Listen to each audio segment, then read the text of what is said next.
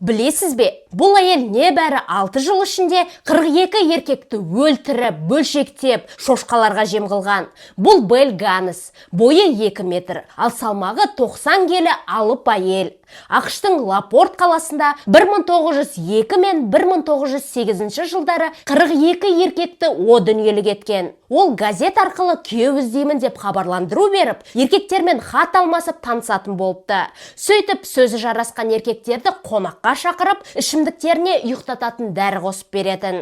Қалың ұйқыдағы ер адамды балтамен ұрып өлтіріп, құнды заттары мен ақшасын қолды қылатын. Ал мәйіттерді бөлшектеп, шошқаларына жем қылатын болған.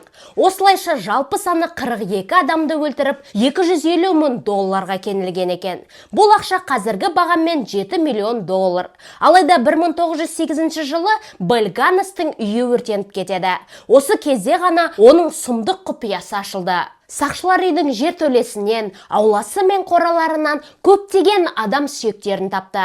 Бірақ қанішер әйел жауапқа тартылған жоқ. Белль Ганнес және оның кішкентай 3 қызының күйік шалған мәйіттері өртенген үйден табылды. Қанішер әйелдің артында тек осы алмалы-салмалы тістері қалған екен. Солай.